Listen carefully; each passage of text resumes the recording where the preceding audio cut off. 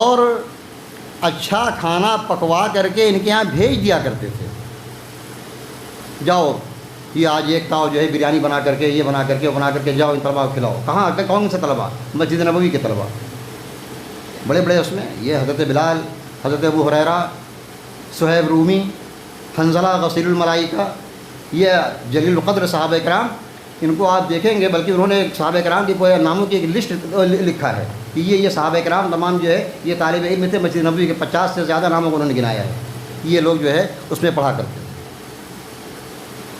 اور اللہ رب العالمین کا قانون نافذ ہوگا، اللہ رب العالمین کو راضی کرنے کے لیے جو کام ہوگا اس کو انجام دیا جائے گا۔ قابل مبارکباد ہیں ضلعی جامعۃ اہل حدیث بنارس کے ذمہ داران،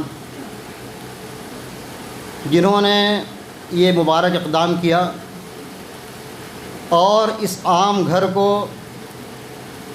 خاص گھر میں تبدیل۔ حق ان تقوم فیہ رجال یحبون ان یتطہروا واللہ یحب المطہرین، وہ مسجد جس کی بنیاد تقویٰ پر رکھی گئی، معلوم یہ ہوا کہ مسجد کی بنیاد تقویٰ پر ہونی چاہیے، اللہ رب العالمین کو راضی کرنے کے لیے ہونا چاہیے۔ احق ان تقوم فیہ، وہ مسجد اس بات کی زیادہ حقدار ہے کہ آپ اس میں عبادت کریں، اس میں قیام کریں۔ وہاں کے لوگ بڑے صفائی پسند ہیں، اور اللہ تبارک و تعالیٰ۔ السلام علیکم ورحمۃ اللہ وبرکاتہ۔ ان الحمد للہ نحمده ونستعینه ونستغفره ونؤمن به ونتوکل علیہ ونعوذ باللہ من شرور انفسنا ومن سیئات اعمالنا، من يهده الله فلا مضل له ومن يضلله فلا هادي له، وأشهد أن لا إله إلا الله وحده لا شريك له، وأشهد أن محمدا عبده ورسوله،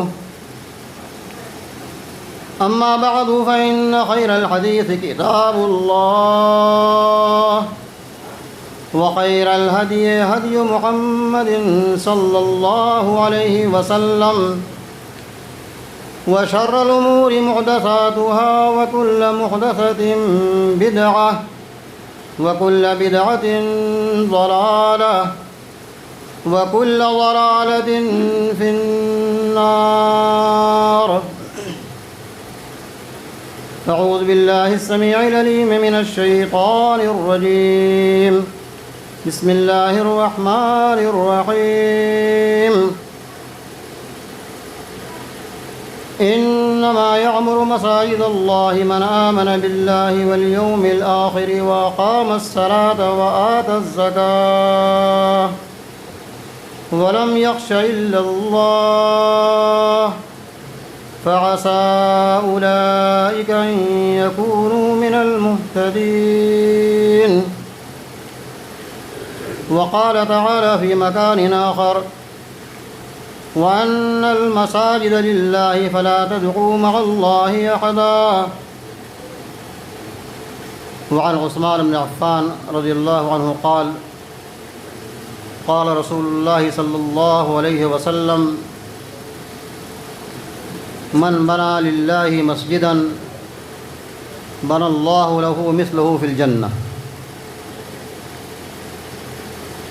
رواه البخاری۔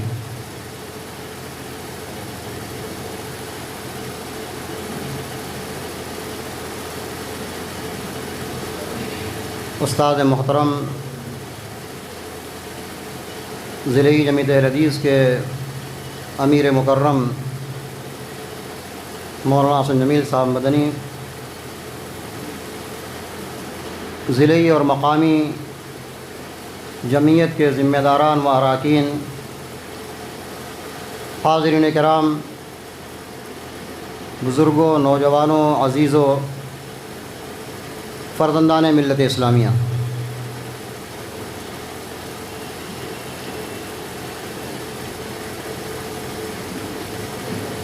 آج ہم لوگ جس مناسبت سے یہاں اکٹھا ہوئے ہیں، اس گھر میں یہ گھر جس کو مسجد کا نام دیا گیا، جب تک اس کا نام مسجد نہیں تھا یا مسجد کے لیے یہ جگہ وقف نہیں تھی، تب تک یہ ایک عام سی جگہ تھی. لیکن جب اس کے اوپر مسجد کا ٹائٹل لگ گیا تو یہ دنیا کی سرزمین میں سب سے بابرکت، سب سے افضل سرزمین قرار دے دیا گیا.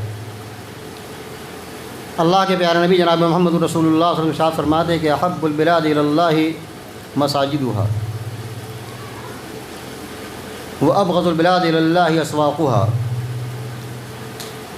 اللہ تعالیٰ کے نزدیک سب سے پسندیدہ جگہ اگر زمین پر کوئی ہے تو وہ اللہ کا گھر مسجد ہے، اس لیے کہ مسجد کا انتساب وہ اللہ کی طرف ہوتا ہے.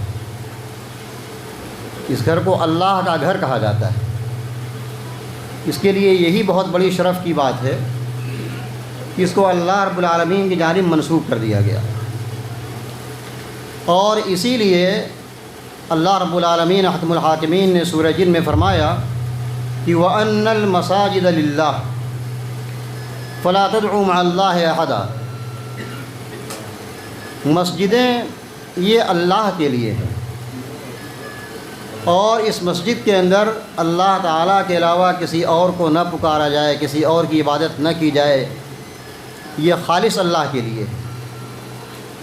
مسجد کے اندر اللہ رب العالمین کا قانون نافذ ہوگا، اللہ رب العالمین کو راضی کرنے کے لیے جو کام ہوگا اس کو انجام دیا جائے گا. قابل مبارکباد ہیں ضلعی جمعیت اہل حدیث بنارس کے ذمہ داران جنہوں نے یہ مبارک اقدام کیا اور اس عام گھر کو خاص گھر میں تبدیل کر دیا. اللہ رب العالمین ان تمام لوگوں کو جزائے خیر دے جنہوں نے اس اللہ کے گھر کو بنانے میں کسی طرح سے حصہ لیا ہے، مادی طور پر، معنوی طور پر. وہ حدیث میں نے آپ کے سامنے پڑھی. رسول اکرم محمد الرسول اللہ صلی اللہ علیہ وسلم ارشاد فرماتے ہیں کہ من بنا مسجدا للہ بنا اللہ له بیتا فی الجنہ او مثلہ فی الجنہ. جو شخص اللہ تعالیٰ کے لیے گھر مسجد بناتا ہے، اور بعض روایت میں یہ بھی وضاحت ہے یبتغی بہ وجہ اللہ، اس سے اس کا مقصد اپنے رب کو راضی کرنا ہے. گنتی گنانا نہیں ہے کہ ہم نے یہ اتنی مسجد بنا لی یا ہماری مسجدوں کی فہرست میں ایک مسجد کا اور اضافہ ہو گیا یا لوگ ہم کو یاد کریں گے یہ فلاں کی مسجد ہے. اپنے رب کو راضی کرنے کے لیے، اللہ کے لیے جس نے مسجد بنائی تو اللہ تبارک و تعالیٰ اس کے لیے جنت میں محل تعمیر کریں گے. ہماری دعا ہے اللہ رب العالمین سے کہ پروردگار عالم ان تمام لوگوں کے لیے جنت میں اس سے بہتر محل تعمیر فرمائے جن لوگوں نے اس مسجد میں کسی بھی طرح سے حصہ لیا ہے، قربانی دی ہے، وقت کی قربانی، مال کی قربانی. اللہ رب العالمین سب کی قربانیوں کو قبول فرمائے.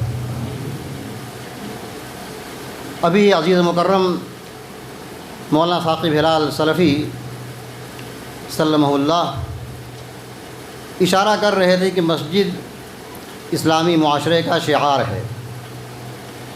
رسول اکرم صلی اللہ علیہ وسلم جب مکہ مکرمہ سے ہجرت کر کے مدینہ منورہ پہنچے اور آپ نے چند روز کا قیام قباء میں فرمایا، جب آزادی کی فضا میسر ہوئی، کھل کر کے اللہ رب العالمین کی بندگی کی جا سکتی تھی، اللہ کی دعوت کا پرچار عام طریقے سے کیا جا سکتا تھا، تو آپ نے سب سے پہلے مسجد قباء کی تعمیر فرمائی.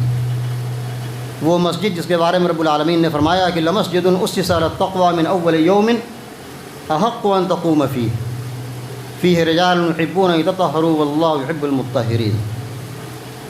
وہ مسجد جس کی بنیاد تقویٰ پر رکھی گئی، معلوم یہ ہوا کہ مسجد کی بنیاد تقویٰ پر ہونی چاہیے، اللہ رب العالمین کو راضی کرنے کے لیے ہونا چاہیے.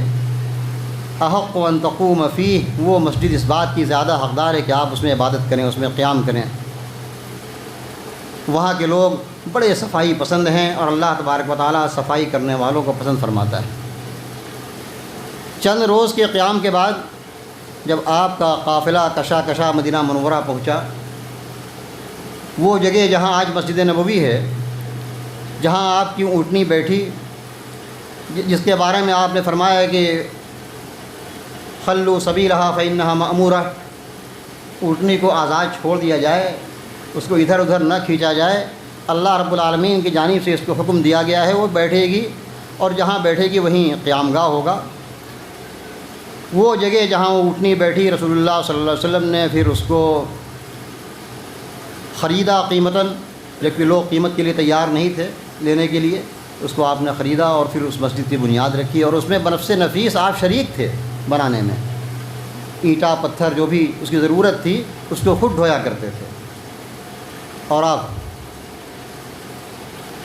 اس کے لیے لوگ انصار کے لیے، مہاجرین کے لیے دعائیں کیا کرتے تھے، فاغفر للانصار والمہاجرہ، اے اللہ تو انصار کو اور مہاجرین کو تو مغفرت فرما دے۔ میرے بھائیو، میرے بزرگوں، وقت بہت کم ہے ہمارے پاس، آدھے گھنٹے سے باندھ دیا گیا ہے۔ میں کچھ بنیادی باتوں کی طرف اشارہ کرنا چاہتا ہوں، اور اس مسجد کے تعلق سے کچھ بات عرض کروں گا۔ استاد محترم بیٹھے ہوئے ہیں، مجھے مولانا ابوالکلام آزاد رحمۃ اللہ علیہ کی ایک بات یاد آتی ہے۔ آپ جانتے ہیں کہ مولانا آزاد رحمہ اللہ ملک کے بٹوارے اور پاکستان کے بننے کے انتہائی مخالف تھے، لیکن جب پاکستان بن گیا تو بننے کے بعد جب انہوں نے پاکستان کا دورہ بحیثیت وزیر تعلیم کیا آزاد ہندوستان کے بعد، تو انہوں نے ایک بات کی اور اپنی بعض ملاقاتوں میں بھی کہی، مولانا ماجد دیابادی وغیرہ نے لکھا ہے اس کو۔ مولانا آزاد کہا کرتے تھے کہ پاکستان بننا نہیں چاہیے تھا، لیکن اگر پاکستان بن گیا تو اس کو بن کر ٹوٹنا نہیں چاہیے اور اس کو مضبوط ہونا چاہیے۔ میں اس مسجد کے تعلق سے بھی یہ بات کہنا چاہتا ہوں، یہ مسجد یہاں بننی نہیں چاہیے تھی، لیکن اگر بن گئی تو اس مسجد کو مضبوطی حاصل ہونی چاہیے، مسجد کے جو مقاصد اور اغراض ہیں اس کو بروئے کار لانا چاہیے۔ اس لیے کہ اس مسجد کے تعلق سے میرے پاس پیشکش آئی تھی 2-3 سال پہلے کہ یہ زمین لے لیجئے، یہاں مسجد بنائیے اس کے لیے، تو میں نے ان کو مشورہ دیا تھا کہ اس سے چند گز کے فاصلے پر مسجد رقیہ موجود ہے، اور یہاں کے باشندوں کی صورتحال یہ ہے کہ اگر وہاں طلباء نہ رہیں تو وقتاً فوقتاً اذان جو ہے ٹائم پر نہیں ہوا کرتی ہے۔ تو اتنی قریب میں مسجد بنانے کا میں اس کے حق میں نہیں ہوں۔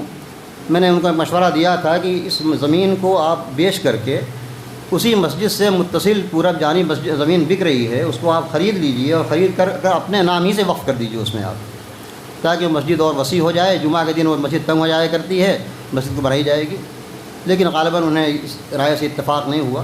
تو بہرحال اللہ تعالیٰ کی جو مرضی ہوتی ہے اس میں اللہ تعالیٰ کی مصلحت ہوتی ہے۔ میری دعا شامل حال ہے کہ مسجد جن لوگوں نے بنائی ہے، جن لوگوں نے زمین وقف کی ہے اور جن لوگوں نے اس میں حصہ لیا ہے مسجد کی توسیع کرنے میں، اللہ رب العالمین تمام لوگوں کی کاوشوں کو قبول فرمائے۔ ایک چیز جس کی جانب عزیز مکرم نے بھی اشارہ کیا کہ مسجد کے ساتھ ساتھ پیارے نبی علیہ السلام نے جو مسجد بنائی مدینہ منورہ میں، مسجد نبوی، رسول اللہ صلی اللہ علیہ وسلم ہمارے لیے آئیڈیل ہیں، اور آپ کا ہر کام ہمارے لیے آئیڈیل ہے، نمونہ ہے۔ آپ نے جو مسجد نبوی بنائی وہ بھی ہمارے لیے آئیڈیل ہے، اور صبح قیامت تک کے لیے آئیڈیل ہے، تمام مساجد کے لیے۔ اس میں بہت سارا کام ہوتا تھا، مسجد صرف نماز کے لیے نہیں بنائی گئی تھی۔ یہ جو ہم لوگوں کے ذہن میں ہے کہ مسجد صرف نمازی کے لیے ہے، نہیں۔ فی بیوت اذن اللہ ان ترفع ویذکر فیہا اسمہ، مسجد کو بلند کی جائے اور اس میں اللہ رب العالمین کا ذکر کیا جائے۔ جو آیت میں نے پڑھی، انما یعمر مساجد اللہ من آمن باللہ والیوم الآخر واقام الصلاۃ وآتى الزکاۃ ولم یخش الا اللہ، در حقیقت مسجدوں کی تعمیر وہ لوگ کرتے ہیں جو اللہ پر ایمان رکھتے ہیں، آخرت پر ایمان رکھتے ہیں، نماز قائم کرتے ہیں، زکوٰۃ دیتے ہیں۔ تعمیر مسجد کی تفسیر کرتے ہوئے مفسرین کرام نے، حتیٰ کہ علامہ ابن تیمیہ رحمۃ اللہ علیہ نے بھی اس بات کی وضاحت کی ہے کہ تعمیر مسجد میں مسجد کے اندر تعلیم کا انتظام یہ بھی تعمیر مسجد ہے۔ مسجد کے اندر تعلیم کا انتظام، تعلیم کا بندوبست۔ ابھی اس میں یہ مسجد جب اس کا چرچا ہوا کہ یہاں مسجد بنائی جا رہی ہے تو میرے پاس یہاں کے کچھ غیر جماعت کے لوگ آئے، کہا حضرت اتنی قریب مسجد آپ لوگوں کی ہے، پھر ادھر مسجد ہم لوگوں کی ہے، پھر یہاں مسجد، اگر آپ مسجد کے بجائے مدرسہ بنا دیتے تو بڑا اچھا ہوتا۔ شاید ان کا گمان تھا کہ میں ہی اس میں پیش ہوں۔ میں نے کہا نہیں، وہ مسجد ہے اور انشاءاللہ تعلیم کا ہی بندوبست اس میں کیا جائے گا۔ تو بہرحال رسول اللہ صلی اللہ علیہ وسلم نے جب مسجد بنائی تو اس میں خاص بندوبست کیا تعلیم کا۔ استاد محترم کی نگاہ سے جو کتاب گزری ہوگی، المجتمع المدنی فی عہد النبوہ، یہ کتاب مدینہ منورہ سے جامعہ اسلامیہ سے چھپی ہے، ڈاکٹر اکرم ضیاء عمری کی۔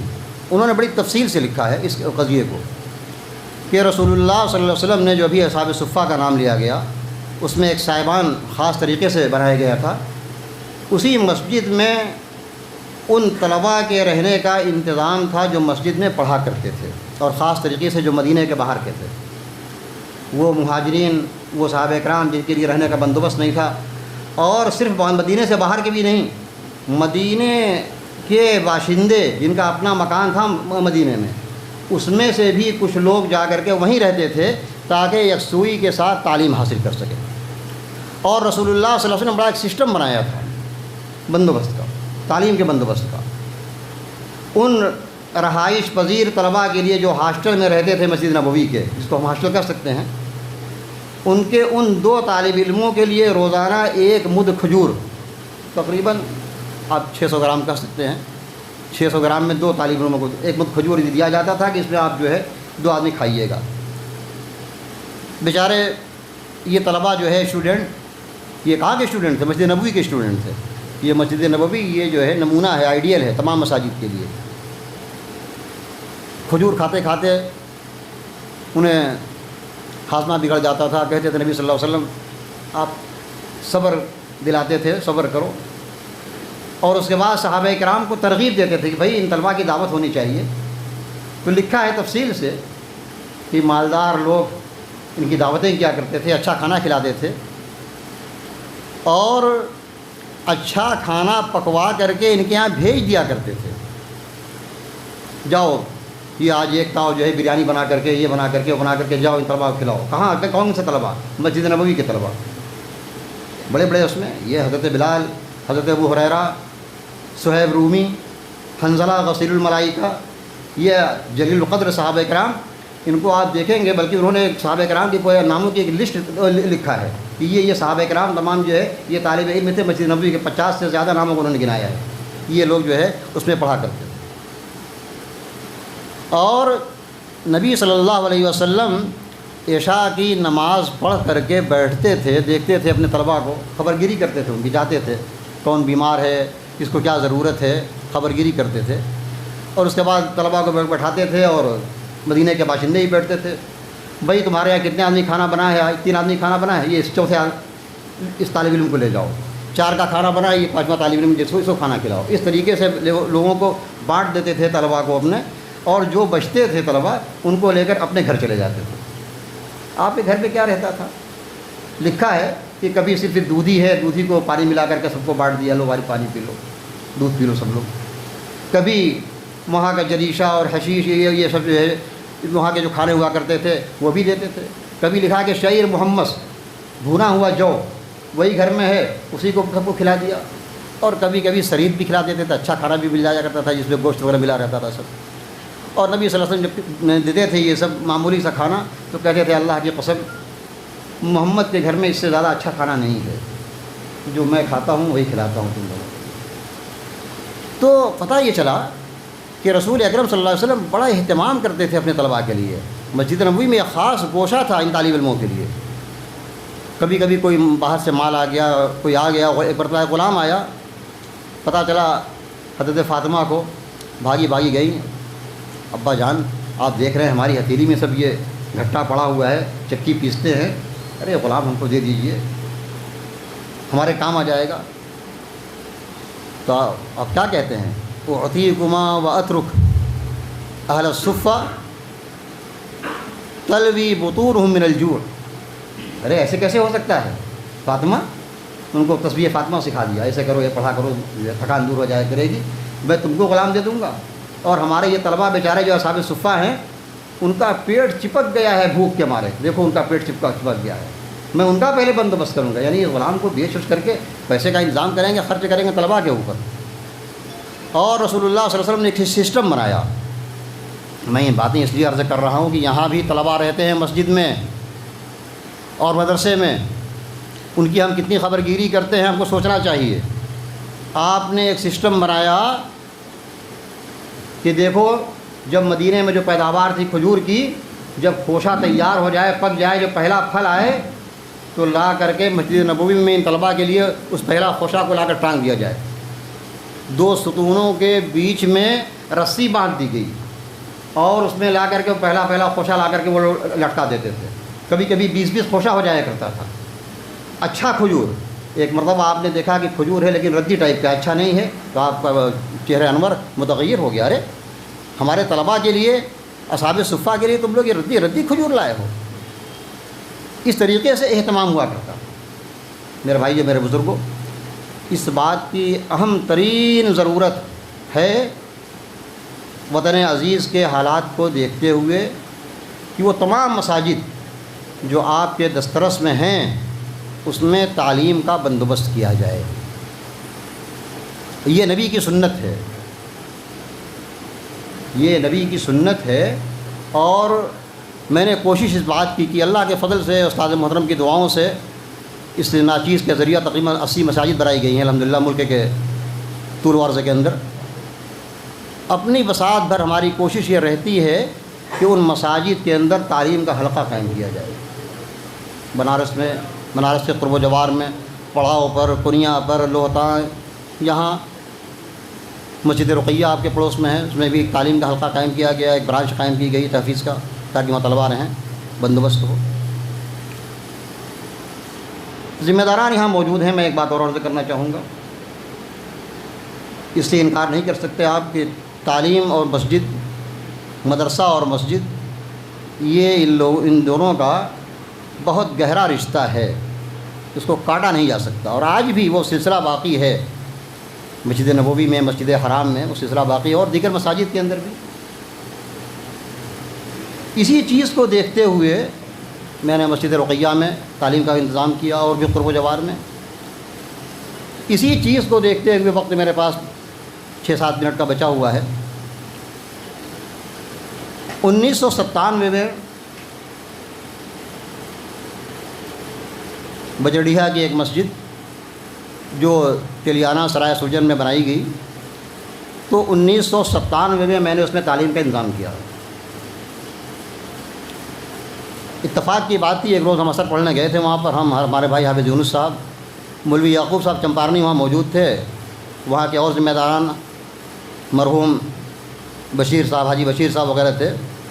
مولوی یعقوب نے کہا کہ شیخ یہاں ایک مسجد ہو جانی چاہیے، بچوں کی تعلیم کا بندوبست ہونا چاہیے، اس لیے کہ یہ بچے جو یہاں سے جاتے ہیں یہاں سنہ میں پڑھنے کے لیے کافی فاصلہ ہے، اور راستے میں روڈ ہے، آمد و رفت ہے، تو یہاں کوئی انتظام ہونا چاہیے تعلیم کا۔ اسی نشست میں بات طے ہوئی، اور دوسرے دن سے وہاں مدرس کا انتظام کیا گیا، مولوی صابر کو رکھ کر کے کہ آپ یہاں تعلیم دیجیے۔ میں چھٹی میں آیا ہوا تھا، اس وقت میں زیر تعلیم تھا مکہ مکرمہ میں، اور میں نے مدرسہ یا سنہ کے ذمہ داروں سے کہا کہ اس کو آپ بحیثیت ایک برانچ کے، ایک شاخ کے یا سنہ کے، اس کو آپ لوگ مدرسے سے جوڑ لیجئے۔ الحمدللہ باتوں پر توجہ کیا ان لوگوں نے، اور بحیثیت ایک شاخ اور برانچ وہ مدرسہ شروع ہو گیا وہاں پر۔ بعد میں حالات بدلے، مدرسہ ترقی کیا، مدرسہ خود کفیل ہوا، مستقل ہوا۔ اللہ تعالیٰ جزائے خیر دے ہمارے ان تمام لوگوں کو جنہوں نے مدرسے کو آگے بڑھانے میں بڑھ چڑھ کر کے حصہ لیا، اور مدرسہ بڑی اچھے انداز سے، بڑی خوبصورتی کے ساتھ چل رہا تھا۔ میں سمجھتا ہوں تقریباً 23-24 سال مدرسہ چلا ہوا، نہ جانے کیا مجبوری ہوئی، ادھر کچھ مہینے پیشتر یا 1 سال پیشتر کہہ لیجیے آپ، اس مدرسے کو بند کر دیا گیا۔ واللہ مجھے بڑی تکلیف ہوئی، میں بہت کھل کر بات کرنا چاہتا ہوں، اور چونکہ یہاں ذمہ داران موجود ہیں اس لیے میں کہہ رہا ہوں۔ میر کا وہ شعر یاد آتا ہے، میر جمع ہے احباب درد دل کہہ لے، پھر التفات دل دوستہ رہے نہ رہے۔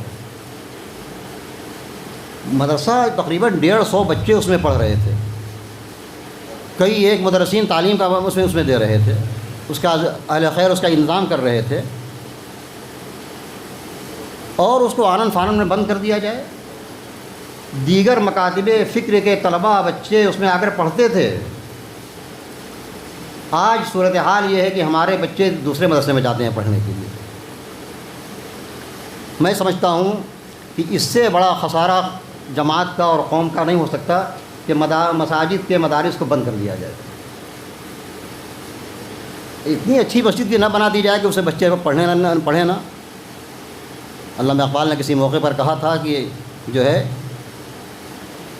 اے طائر لاہوتی اس رزق سے موت اچھی۔